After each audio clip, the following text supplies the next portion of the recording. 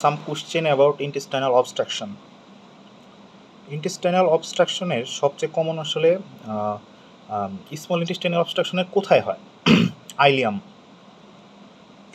এবং এটার ক্লাসিফিকেশন কি? আউটসাইড দ্য ওয়াল, এটা হচ্ছে হার্নিয়া, ইন্টুসেসেপশন, অ্যাডহেশন, ব্যান্ডেন অ্যাডহেশন, ভুলভুলাস, মিকেলস ডাইভার্টিকুলাম। তারপর ইন দ্য ওয়ালে কি হবে? ক্যান্সার, স্ট্রিকচার, ম্যালিগনেন্সি, স্ট্রিকচার, তারপরে টিবি, টাইফয়েড, ক্রনস ডিজিজ। তো আমরা জানি টাইফয়েড, এগুলোর আলসারের কিছু টাইপ আছে।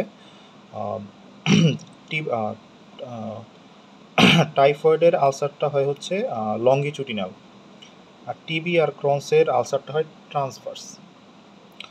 তারপর ইন দ্য লুমেনে কি হইতে পারে? এখানে ফুটবলাস দিয়ে হতে পারে, ওয়ার্ম দিয়ে হতে পারে, অ্যাসকারিস লাম্ব্রিকয়েডিস। তারপর এখানে হইতে পারে হচ্ছে গলস্টোন দিয়ে। আচ্ছা, এই যে একটা ক্লাসিফিকেশন বললাম, এটা হচ্ছে ডাইনামিক অবস্ট্রাকশন। এবার হচ্ছে অ্যাডাইনামিক অবস্ট্রাকশন। আসলে অ্যাডাইনামিক অবস্ট্রাকশন বলতে কি বোঝায়? এতে মানে ইন্টেস্টাইনাল যে মোটিলিটি ওইটা নাই, আর ওইটাতে ইন্টেস্টাইনাল মোটিলিটি ছিল, কিন্তু মানে করছে, বাট এক সময় টায়ার্ড হয়ে শেষ হয়ে গেছে। এটা আমরা মনে রাখি হাইডস দিয়ে, HIDDES। এসতে hypothyroidism, hypokalemia. তারপর আইতে হচ্ছে ইনফেকশন, হ্যাঁ, HIDতে ডায়াবেটিস মেলাইটাস, ইতে হচ্ছে এক্সট্রা পেরিটোনিয়াল ট্রমা বা রেট্রোপেরিটোনিয়াল ট্রমা, আর এসতে হচ্ছে স্পাইন ইনজুরি। এবার গ্যাংগ্রিন। হ্যাঁ, গ্যাংগ্রিন মানে পচে যাওয়া। এটা আসলে ভুলভুলাসে হচ্ছে গ্যাংগ্রিনটা হয়। আসলে গ্যাংগ্রিনটা হচ্ছে মানে মেইনলি কাদের হয়? যাদের হচ্ছে মেসেন্ট্রি বড়, অথবা নিচে যদি একটা মানে হার্ড স্ট্রাকচার থাকে, তাহলে হচ্ছে গ্যাংগ্রিন হয়। তো এই হচ্ছে হার্ড স্ট্রাকচার, যেমন হচ্ছে আমাদের অ্যাবডোমেনের ভিতরেই যেমন আছে লিভারটা, এটা কিন্তু ভুলভুলাস হয়। তারপর স্টোমাক ভুলভুলাস হয়, মানে যেগুলো একটু ভারী অর্গান। তারপর হচ্ছে ট্রান্সভার্স কোলনে হয়, সিগময়েড কোলনে হয়, মোস্ট কমনলি সিগময়েড কোলনে হয় ভুলভুলাস। আচ্ছা, তো আসলে এই গ্যাংগ্রিন এটা আসলে মোটামুটি কই হয়? এটা হচ্ছে ওই ইয়ার কজগুলো যে বলছিলাম, কি জানি, আউটসাইড দ্য ওয়াল, ওই কজগুলাই, প্লাস হচ্ছে মানে হচ্ছে যেহেতু কোনো যদি ভাস্কুলার অক্লুশন হয় তাহলে গ্যাংগ্রিন হয়। তাহলে যে মেসেন্ট্রির ভিতর দিয়ে যে ব্লাড ভেসেলগুলো আছে ইন্টেস্টাইনে, মেসেন্ট্রিক ভাস্কুলার অক্লুশন। আচ্ছা, পরে বয়স্কদের আসলে কোন কারণে গ্যাংগ্রিন হয়? এক নম্বর হচ্ছে কার্সিনোমা কোলন। বয়স্ক হলেই আমরা প্রথমে কার্সিনোমাটা চিন্তা করব। তারপর ভুলভুলাস, যেটা most common cause. Fecal infection, হ্যাঁ, ফিকাল ইনফেকশনে আমরা ডিআরি করলে অনেক হার্ড স্টুল পাবো। Mesenteric ischemia, sliding hernia. আচ্ছা, স্মল গাটে যদি অবস্ট্রাকশন হয় তাহলে অ্যাকিউট ইন্টেস্টাইনাল অবস্ট্রাকশন নিয়ে আসে, আর লার্জ গাটে হইলে সেটা হচ্ছে ক্রনিক ইন্টেস্টাইনাল অবস্ট্রাকশন নিয়ে আসে।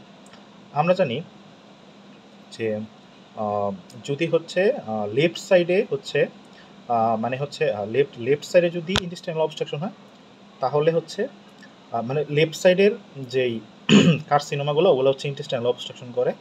ওইটা করতে হচ্ছে মোটামুটি মানে লেফট সাইড হচ্ছে ওই আচ্ছা, লেফট সাইডে করে, মানে রাইট সাইডেও করে। তো রাইট সাইডে যখন মানে এই লুমেনটার মানে যদি আমরা এইভাবে 4 ভাগে ভাগ করি, মানে মানে 4 ভাগের 1 ভাগটা ফুলফিল করতেই মোটামুটি 6 মাস লাগে। তো পুরাটা হইতে মোটামুটি 2 বছর লাগবে। তো এর জন্য ক্রনিক।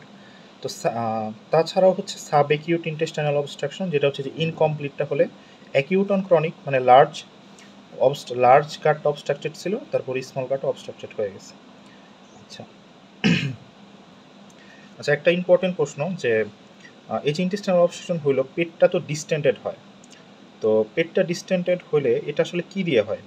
আমাদের অনেকেরই ভুল ধারণা যে এটা হয়তো খাবার দিয়ে হয়, কিন্তু এটা মেইনলি হচ্ছে গ্যাস অ্যান্ড ফ্লুইড। তো এই গ্যাস আগে আসে নাকি ওয়াটার? আসলে গ্যাস আগে আসে, কারণ আমরা নিঃশ্বাস বা মুখ দিয়ে যে গ্যাসগুলো নিই ওগুলোই বেশি যায়। তাছাড়াও আমরা জানি যে আমাদের মানে ডিফিউশনের মাধ্যমে যায়। আর ইন্টেস্টাইনাল কিছু ব্যাকটেরিয়া আছে, এটা হাইড্রোজেন সালফাইড, মানে দুইটা গ্যাস তৈরি করে, ওরা একটা অ্যামোনিয়া। এটার জন্য। আর ফ্লুইডের ভিতরে জিআইটি সিক্রেশন আমরা জানি 10 লিটার, এর ভিতরে 2 লিটার অ্যাবজর্ব, মানে হচ্ছে 10 লিটার প্লাস আমরা পানিও খাই, ওটার জন্য হয় আর কি। আচ্ছা, পরে হচ্ছে কেন আসলে ফ্লুইড ইলেকট্রোলাইট ইমব্যালেন্স হয় যদি ইন্টেস্টাইনাল অবস্ট্রাকশন হয়? কারণ তারা নিজেরাও খায় না, তারপর হচ্ছে এই বমি করে, এর জন্য হয়। প্লাস পেরিস্টালসিস তো হয় না ইন্টেস্টাইনাল অবস্ট্রাকশন হলে, এর জন্য ফুডগুলো অ্যাবজর্ব হয় না। আরও কিছু হচ্ছে ট্রানজুডেশন হয় পেরিটোনিয়াল ক্যাভিটিতে ফ্লুইড, এর জন্য। আচ্ছা, কারো যদি ভুলভুলাস হয় তাহলে ভাস্কুলার অক্লুশন হইতে কত ডিগ্রি ঘুরতে হবে? অ্যাটলিস্ট 180। আচ্ছা, ইন্টেস্টাইনাল অবস্ট্রাকশন হলে আসলে মেকানিজমটা কি? নেক্সট কোশ্চেন, মেকানিজম কীভাবে কি কি মানে সিকোয়েন্সটা হয়। এখন এটা একটা লুমেন, এই জায়গায় হঠাৎ করে বন্ধ হয়ে গেল, বন্ধ হইলে এই জায়গায় অনেকগুলো ফুড জমা হবে, ফুড জমা হয়ে এই ওয়ালে প্রেশার দিবে, প্রেশার দিলে ভেনাস ড্রেনেজ হবে না, ভেনগুলো ফুলে যাবে, ভেনগুলো ফেটে যাবে, এবং ওই যে মানে রক্তগুলো কালো রক্ত যেটা যেটা ডিঅক্সিজেনেটেড, ওটা যখন আসবে তখন ওই জায়গায় মানে ব্যাকটেরিয়া আসবে, গ্রাম নেগেটিভ ব্যাকটেরিয়া আসবে, এসে ওই জায়গায় এন্ডোটক্সিন রিলিজ করবে। তারপরে পেরিটোনাইটিস হবে, পেরিটোনাইটিস থেকে হচ্ছে ওই ব্যাকটেরিয়াগুলো ব্লাডে যাবে, ব্লাডে গেলে হচ্ছে এন্ডোটক্সিক শক হবে। এইটা হচ্ছে মানে মেকানিজম। এবার হচ্ছে সাইন সিমটম। আমরা জানি যে ফার্স্ট সিমটম স্মলে হোক আর লার্জ হোক অলওয়েজ পেইন। পেইন থেকে আমরা দুইটা জিনিস জানবো, পেইনটা হচ্ছে ফার্স্ট সিমটমটাই হচ্ছে পেইন, এবং এটা হচ্ছে 5 থেকে 10 মিনিট পারসিস্টেন্ট থাকে। তারপর হচ্ছে হয় ভমিটিং।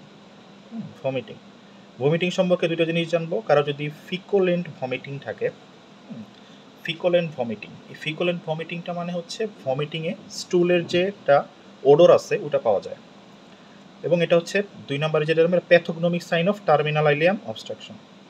এবার হচ্ছে অ্যাবডোমিনাল ডিস্টেনশন, এটা আমরা পড়ছিলাম যে ওই যে গ্যাস এবং ইয়ার জন্য হয়, ফ্লুইডের জন্য হয়, এটা একটা জানবো। আরেকটা জানবো যে অ্যাবডোমিনাল ডিস্টেনশন যদি সেন্ট্রাল হয় মানে পেটের মাঝখান দিয়ে হয় তাহলে স্মল ইন্টেস্টাইনাল অবস্ট্রাকশন, পেরিফেরি দিয়ে হলে লার্জ ইন্টেস্টাইনাল অবস্ট্রাকশন, কারণ মাঝখানে তো ইন্টেস্টাইনাল লুপগুলো থাকে এর জন্য, আর কোলনটা ওই পাশে থাকে, সাইডে থাকে এর জন্য। আচ্ছা, পরে কনস্টিপেশন, যার নাম হচ্ছে কনস্টিপেশন। কনস্টিপেশন সম্পর্কে দুটো জিনিস জানবো, একটা হচ্ছে অ্যাবসলিউট কনস্টিপেশন, আরটা হচ্ছে রিলেটিভ কনস্টিপেশন। রিলেটিভ কনস্টিপেশনটা কি? এটা হচ্ছে গ্যাসটা পাস করে বাট ফিসেসটা পাস করে না, আর অ্যাবসলিউট হচ্ছে ফ্লাটাস ফিসেস কোনোটাই পাস করে না, এটার একটা নাম আছে অবস্টিপেশন। আচ্ছা, তারপরে রিক্টার সার্নিয়া। রিক্টার সার্নিয়া, রিক্টার সার্নিয়া মানে মনে রাখবো যে রেখে গেছে, রিক্টার্স রেখা মানে হচ্ছে ইন্টেস্টাইনাল যে দুইটা ওয়াল, একটা ওয়াল এইভাবে চলে গেছে বাট আরেকটা ওয়াল কিন্তু যায় নাই। তো এই যে মানে হচ্ছে ইন্টেস্টাইনাল একটা ওয়াল গেছে, তো এই জায়গায় কিন্তু ইন্টেস্টাইনাল অবস্ট্রাকশন হয়নি, মানে ইয়া পাস করতেছে। আচ্ছা, এই রিক্টার সার্নিয়াতে মানে ইন্টেস্টাইনাল মানে কিছু অবস্ট্রাকশন হয়েছে কিছু অংশ যাওয়ার কারণে, বাট এই যে কিন্তু ডায়রিয়া হতে পারে। পরে গল স্টোন আইলিয়াস, এটার জন্য ডায়রিয়া হতে পারে। ইন্টেস্টাইনাল অবস্ট্রাকশন কিছু আছে বাট ডায়রিয়া হচ্ছে। Mesenteric vascular occlusion, faecal infection. General examination, এই জায়গায় আমরা শকের হচ্ছেই পাই, মানে যদি পেশেন্টের আমরা জেনারেল এক্সামিনেশন করি যদি শক হয়, প্লাস হচ্ছে আমরা পালসটা কী পাই? 3D pulse. ডিহাইড্রেশনে হচ্ছে ড্রাই মাউথ, ডিহাইড্রেশনটা আমরা পাই ড্রাই মাউথ পাই। আচ্ছা, তারপর এই যে ডিহাইড্রেশন মানে একজন মানুষ যদি বমি করে তাহলে তাকে আমরা রানিং 2 লিটার ব্লাডই দিতে পারবো, 2 লিটার ফ্লুইড দিতে পারবো। আচ্ছা, কারো যদি ডিহাইড্রেশন হয়, হ্যাঁ, তাহলে তাকে 4 লিটার মানে রানিং দিতে পারবো ফ্লুইড, আর যদি কারো শক হয় তাহলে 6 লিটার।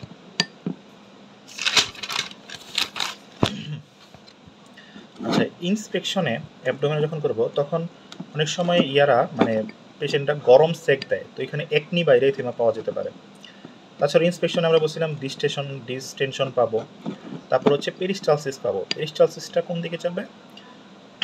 স্টোমাকের হইলে left to right, small intestine হলে স্টেপ লেডার প্যাটার্ন, মানে এরকম এরকম এরকম, আর লার্জ ইন্টেস্টাইনে হলে রাইট টু লেফট। তারপরে আমরা আমাদের যে হার্নিয়ার অলিফিস এটা দেখব, স্কার থাকলে স্কার দেখব। পারকাশনে আমরা টিম্পেনিক পাবো, স্কালটেশনে আমরা ইনস্টিটিউশনাল অবস্ট্রাকশন হলে ওই যে অ্যাডাইনামিক হইলে যে আমরা জোরে জোরে আওয়াজ পাবো। আর ডিআরই হচ্ছে করবো মাস্ট পার রেক্টাল এক্সামিনেশন যেটা। আচ্ছা, কারো যদি ইন্টেস্টাইনাল অবস্ট্রাকশনের জন্য সিস্টেমিক ইনফ্লামেটরি রেসপন্স সিনড্রোম হয় তাহলে তো বুঝতে হবে যে গ্যাংগ্রিন হয়ে গেছে। অলিকিউরিয়া হইলে গ্যাংগ্রিন হয়ে গেছে, কারণ শক নইলে কেমন হয়েছে। তারপর রিবাউন্ড টেন্ডারনেস থাকলেও বোঝা যাবে যে যেহেতু পেরিটোনিটিস হয়েছে তো গ্যাংগ্রিন হয়েছে। পর অ্যাবডোমিনাল গার্ড রিজিডিটি এগুলো পাইলে বলবো গ্যাংগ্রিন হয়েছে। আচ্ছা, মিডেলস হার্নিয়া। মিডেলস হার্নিয়াটা জিনিসটা কি? এটা হচ্ছে যদি এটা একটা হার্নিয়ার অংশ হয়, এটা যদি ইন্টেস্টাইনাল মানে একটা লুপ যে আবার আইসা আরেকটা লুপ যায়, মানে এটা হচ্ছে মিডেলস হার্নিয়া। বলবো যে দুইটা লুপ যায়, মিডেলস হার্নিয়া এটাই। ক্লোজ লুপ অবস্ট্রাকশন জিনিসটা কি? আচ্ছা, ক্লোজ লুপ অবস্ট্রাকশন মানে হচ্ছে মানে এক জায়গায় ভুলভুলাস হয়েছে, পেঁচাইছে, মানে ওইটা স্কিপ হয়ে আবার আরেক জায়গায় হচ্ছে গ্যাংগ্রিন হয়েছে।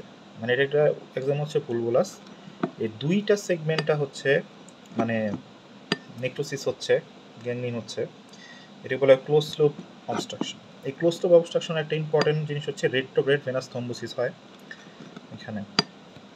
তাছাড়া হচ্ছে কখনো যদি হেপাটিক ফ্লেক্সারে কোনো গ্রোথ থাকে, তারপর আইলিওসিকাল ভালভটা কাজ না করার জন্য মানে এই জায়গাতে তার পাস করবে না, তো দুইটা জায়গায় হয়ে গেছে, এর জন্য এটাকে ক্লোজ লুপ অবস্ট্রাকশন বলে। আচ্ছা, একটা ইম্পর্টেন্ট প্রশ্ন যে আমরা যদি কারো বাউল সাউন্ড অ্যাবসেন্ট বলতে চাই তাহলে কত মিনিট ধরে শুনতে হবে? 3 মিনিট। আচ্ছা, এবার এক্স-রেতে যাই। এক্স-রেতে যদি জেজো নামের অবস্ট্রাকশন থাকে তাহলে আমরা কনসার্টিনা ইফেক্ট পাই, যেটা হচ্ছে প্লাইকা সার্কুলারিস, এটার জন্য হয়। লার্জ গেট অবস্ট্রাকশনের জন্য হস্টোশনটা আমরা দেখি যে কোনটা অবস্ট্রাকশন হচ্ছে লার্জ। আইলিয়ামের জন্য একটা ক্যারেক্টারলেস, আর সিকামের জন্য round and distended. Normal diameter small গেটের 3 সেন্টিমিটার, লার্জ গেটের 6, সিকামের 9, 3-6-9 রুল। এয়ার ফ্লুইড লেভেল আমরা জানি 3টা থাকে নর্মালি, একটা হচ্ছে ফান্ডাসে যেটা আমরা এক্স-রেতেও পাই, চেস্ট এক্স-রেতে, আর নিচের দিকে হচ্ছে একটা ডিউডেনাম একটা থাকে, আর হচ্ছে আইলিয়াম একটা থাকে। এই 3টা থেকে বেশি থাকলে প্যাথোলজি ইন্টেস্টাইনাল অবস্ট্রাকশন। আচ্ছা, হস্টেশন আর প্লাইকোসাইকোলজিসের মানে পার্থক্য কী? এর যদি একটা লুমেন হয় তাহলে এই লুমেন থেকে একদম এই পর্যন্ত একটা দাগ যাবে, এটা হচ্ছে প্লাইকা সার্কুলারিস। আর ইনকমপ্লিট হইলে হস্টেশন। স্মল ইন্টেস্টাইন লার্জ ইন্টেস্টাইনের পার্থক্য। আচ্ছা, ওটিতে লার্জ ইন্টেস্টাইনের মাইনফুল ইন্টেস্টাইনের পার্থক্য বোঝার জন্য সিকামে হাত দিতে হবে। সিকাম যদি এমটি থাকে তাহলে হচ্ছে স্মল ইন্টেস্টাইনাল অবস্ট্রাকশন, আর ভরা থাকলে লার্জ। ভুলবুলাসে আমরা এক্স-রেতে কী পাই? নিউমেটিক টায়ার লাইক শ্যাডো, আর এটার অপারেশন নাম হচ্ছে হার্টপেন প্রসিডিউর। আচ্ছা, এখানে আমরা কি মানে ইন্টেস্টাইনাল অবস্ট্রাকশনের হচ্ছে স্ট্রোমার যে এটার কাউন্সেলিং করা লাগে। ম্যানেজমেন্ট এবিসিডি যেটা আছে, তারপর হচ্ছে আমরা যে অসনার শেরিন রেজিমেন্ট আছে আমরা ওইটাই হচ্ছে করি। তারপর ট্রিটমেন্ট অফ দ্য কজ। আচ্ছা, স্কার মানে যদি অ্যাডেশন থাকে, হ্যাঁ, এটা আমরা মোস্টলি হচ্ছে লোয়ার মিড লাইন একটা ইনসিশন দিই। এই কোনো কারণে যদি এই ইনসিশনটা দেওয়া হয় তাহলে সেক্ষেত্রে স্কারে অ্যাডেশন হওয়ার চান্স অনেক বেশি। মানে আমরা পাবো যে যদি আমরা অ্যাডেশন ভাবি ইন্টেস্টাইনাল অবস্ট্রাকশনের কজ খুঁজি, তো এটা আমরা পাবো। মানে আমরা এখন পড়তেছি যে কী কী কজে মানে আমরা খুঁজতে পারি কিছু পাইলে। কারো যদি অ্যানিমিয়া থাকে তাহলে আমরা কার্সিনোমা হচ্ছে চিন্তা করব, স্ট্রোক থাকলে হচ্ছে থ্রম্বোসিস চিন্তা করব, হার্নিয়ার অরিফিস পেলে তো হার্নিয়া বুঝবো, আর কনজেনিটাল ব্যান্ড এটা হচ্ছে বাচ্চাদের হচ্ছে হতে পারে, আর আমলিকাসটা যদি একটু অন্যরকম থাকে তাহলে মিকেলস চিন্তা করব। আচ্ছা, কোনো একটা টিস্যু মানে হচ্ছে ভায়াবল আছে কিনা এটার জন্য 4টা পি দিয়ে মনে রাখি। একটা হচ্ছে পালস পিঙ্ক, হ্যাঁ, তারপর হচ্ছে মানে পালস পেরিস্টালসিস, মানে পেরিটোনিয়াল শাইনি, এবং অক্সিজেন দিলে এই কালারটা হচ্ছে চেঞ্জ হয়। হিডেন কোলন এটাকে আমরা বলি স্প্লেনিক ফ্র্যাকচার, এটাকে হিডেন কোলন বলি। সিনক্রোনাস লেশন আর মেটাক্রোনাস লেশন বলতে দুইটা টার্ম আছে। সিনক্রোনাস লেশন মানে হচ্ছে কার্সিনোমাটা তো মানে রাইট সাইড এবং লেফট কোলনেও থাকতে পারে, সিনক্রোনাস লেশন। মেটাক্রোনাস মানে এক পাশে ট্রিটমেন্ট করা হয়েছে, পরে 6 মাস পরে হয়তো আবার আসছে, এটা মেটাক্রোনাস লেশন। আচ্ছা, কারো যদি অ্যাডেশন থাকে তাহলে ওটা আমরা রিলিজ করব ট্রিটমেন্টে, আর ব্যান্ড থাকলে আমরা ডিভাইড করব। ব্যান্ড যদি থাকে ডিভাইড করব, অ্যাডেশন থাকলে রিলিজ করব। অ্যাডেশন রিলিজ, এটা ব্যান্ড ডিভাইড।